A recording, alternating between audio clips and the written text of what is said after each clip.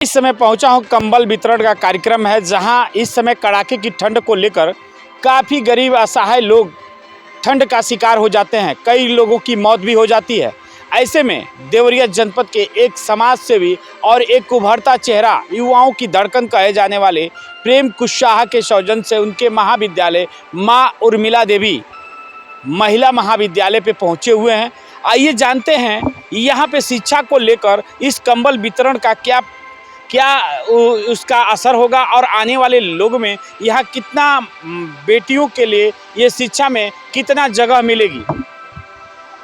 बेटियों के लिए शिक्षा में जगह तो सर बहुत अब मिल चुका है इस क्षेत्र में, क्योंकि हर बेटी हर परिवार चाहता है कि उसकी बेटी उर्मिला देवी महिला महाविद्यालय में एडमिशन कराए।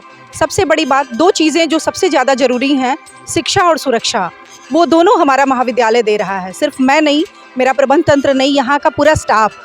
यहाँ 4 बजे 5 बजे तक भी बच्चियाँ सुरक्षित अपने आप को महसूस करती हैं और परिवार का कोई फ़ोन भी नहीं आता है। कई बार हम लोग कहते हैं कि भाई एक बार पूछ भी लिया करिए, तो कहते हैं कि मैम आप लोग हैं तो हम लोगों को कोई दिक्कत नहीं है। तो एक चीज़ और जो छूट गया था, यहाँ से हम लोग करीब 10 से 12-15 किलोमीटर दूर तक महाविद्यालय अपने खर्चे पे बच्चियों को घर से ले आता है वाहन द्वारा, और वाहन से ही फिर हम लोग छुड़वाते भी हैं।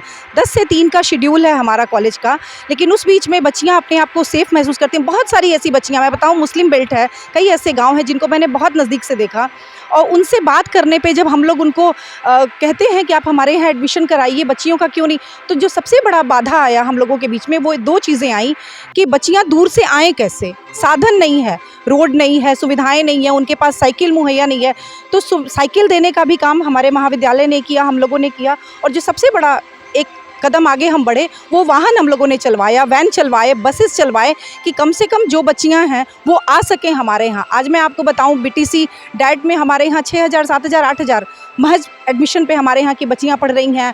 पुलिस डिपार्टमेंट में 2-3 बच्चियां अभी गई हैं। तमाम सारे ऐसे क्षेत्र हैं जिनमें बच्चियां जा रही हैं। तो सबसे बड़ा सशक्तिकरण का अगर माध्यम देखें, या ये विद्यालय उन बच्चियों के लिए जिनके मार्ग में, या उन अभिभावकों के मार्ग में जो सुरक्षा और शिक्षा को लेके जो 2 सबसे बड़ी समस्याएं थी, वो ये विद्यालय पूरा उनके मानक पे खरा उतर रहा है और सुरक्षा और शिक्षा दोनों दे रहा है। एक चीज़ हम आपसे जानेंगे, महिला हैं और लगातार आपने प्रयास करके आज यहाँ इस स्कूल में, जिस तरह से यहाँ पूर्वांचल की उपेक्षा का शिकार शिक्षा हो चुका था, लेकिन आज आपने अलख जलाकर यहाँ तक पहुँचाया। इसके पीछे आपने किस तरह जागरूकता किया और क्या आगे संदेश देना चाहती है हमारे माध्यम? देखिए, हम लोग भी पढ़ लिख के जब नौकरी, सरकारी नौकरी के पीछे हम लोग भी भाग रहे थे, लेकिन जब मैं यहाँ आई और मैं प्रेम भाई साहब से मिली, तो उनका उद्देश्य जब मैंने जाना और जब ये तमाम सारे इंफ्रास्ट्रक्चर को मैंने देखा, वो आप सोचिए, इस गांव में, गांव के दूर दराज के कॉलेज में वाईफाई तक की व्यवस्था उन्होंने लगा रखा है, कंप्यूटर, तमाम सारी सुख सुविधाएं उन्होंने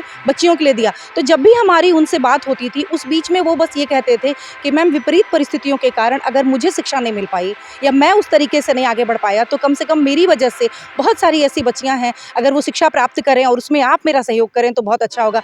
तो लगा कि अरे, ज़रूरी तो नहीं, क्यों ऐसा हम लोग सोचिए। बेसिक शिक्षा अगर देखा जाए, आपने भी गांधी जी का वर्धा शिक्षा योजना देखा होगा, उसमें सबसे बड़ी बात ये हुई कि ऐसा बेस तैयार किया जाए, ऐसे स्कूलिंग दी जाए बच्चों को, ऐसी व्यवस्थाएं दी जाए कि बच्चे स्वयं रोजगार उत्पन्न करना शुरू कर दें। तो मुझे भी लगा कि नहीं, बहुत संभावनाएं हैं इस विद्यालय में करके, किसी कॉलेज में जाके, किसी जहाँ तमाम सारी सुविधाएं हैं, उन बच्चों को पढ़ाने से अच्छा लगेगा कि हम लोग ऐसे माहौल को आगे बढ़ाएं, ऐसे माहौल में हम लोग आगे शिक्षा का अलग जगाएं जहाँ पे वास्तव में इस शिक्षा की आवश्यकता है। और उसका परिणाम आज आपको हमारी बिल्डिंग, हमारी सुविधाएं, यकीन मानिए किसी दिन कार्यक्रम में मैं ज़रूर आपको बुलाऊंगी और आप हमारे यहाँ की बच्चियों से मिलिएगा, उनसे ये सवालात करिएगा कि ये विद्यालय क्या उनके विश्वास पे, उनके मानक पे खरा उतर रहा है कि नहीं।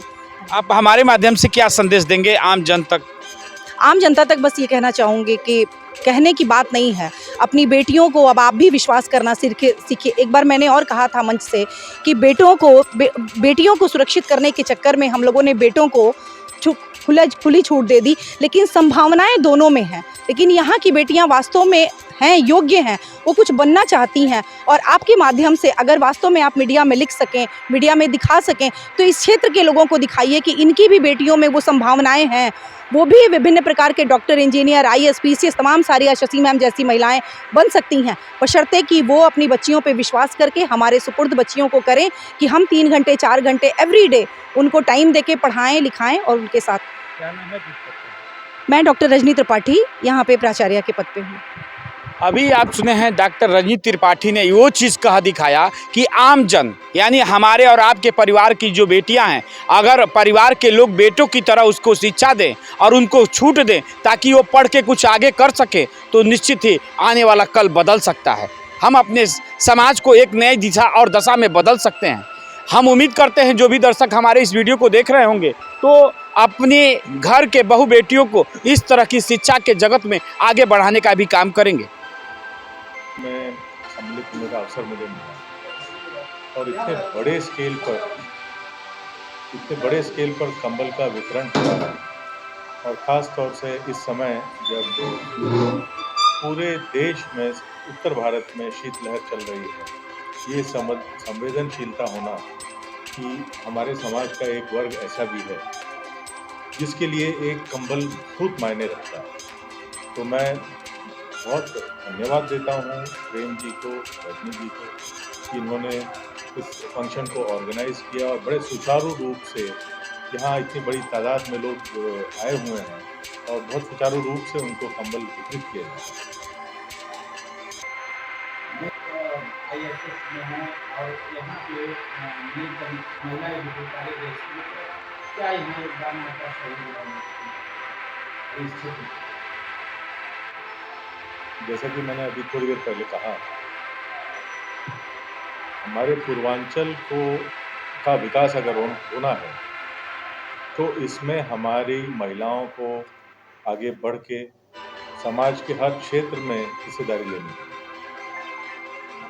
लेकिन कहने से हिस्सेदारी नहीं हो जाएगी, उसके लिए लड़कियों को पढ़ा लिखा के तैयार करना पड़ेगा। हमारे समाज में 50% तो लड़कियां हैं, महिलाएं हैं। तो अगर हम सिर्फ 50% पुरुषों के बल पर चलेंगे तो हम अफगानिस्तान और मिडल ईस्ट जैसे जो देश हैं जहाँ बहुत ज़्यादा रूढ़िवादिता है, हम भी उसी स्तर पर रहेंगे। अगर हमको अमेरिका, यूरोप, जापान जैसे डेवलप्ड कंट्रीज़ के बराबर जाके बैठना है और उस तरह के डेवलपमेंट को प्राप्त करना है, तो हमारे समाज के हर एक वर्ग को इसमें हिस्सेदारी लेनी पड़ेगी। तो 50% महिलाओं को हम वंचित नहीं रख सकते हैं, उनको हर क्षेत्र में आगे हिस्सा लेना ही होगा। और ऐसी महिलाओं को तैयार करने में इस महिला महाविद्यालय का अपना बहुत अनूठा और महत्वपूर्ण योगदान है। देखिए 2014 में ये विद्यालय हम लोग डाले हैं। 2014 में जब स्कूल खुला तो शिक्षा का ऐसा माहौल था यहाँ कि जैसे लगता था कि ये स्कूल हम लोग यहाँ चला नहीं पाएंगे। गार्जियन आते थे तो ये कहते थे कि हमको अपनी बेटी की शादी करनी है, हमको BA का एक सर्टिफिकेट दिलवा दीजिए, आगे हमारी बेटी की शादी हो जाए। लेकिन हमारी जो स्कूल की प्रचार हैं श्रीमती रजनी त्रिपाठी ने, उनको साल भर में कई बार कैंप लगा के गार्जियनों को और समझाई कि नहीं, आप ऐसे पढ़ाइए ताकि आपकी बेटी अधिकारी बने, आपकी बेटी किसी शिक्षक बने और पढ़ाए, और जो उनकी बेटी पैदा होगी, उनका बेटा पैदा होगा, वो भी अपने बेटों को पढ़ा लें। इस शिक्षा की तरफ उन्होंने बहुत ही मेहनत किया। आज वही गार्जियन सबसे पहले अपनी बेटियों को तैयार करके स्कूल छोड़ते हैं और स्कूल भेजते हैं और कहते हैं कि नहीं, हम अपनी बेटी को पढ़ाएंगे। इसी क्रम में स्कूल से तमाम बच्चियों ने सरकारी सर्विस में और प्राइवेट सेक्टरों में गई हैं, जो आज खुद को गौरवान्वित होता है सोच कर मुझे कि वही वो बच्चियां हैं, वही वो गार्जियन हैं जिनके शिक्षा का इतना अभाव था। आज वही लोग ले बच्चों को छोड़ रहे हैं और ये विद्यालय रोज प्रतिदिन दिन प्रतिदिन उन बच्चियों को आगे बढ़ाने के लिए निरंतर सेवा दे रहा है।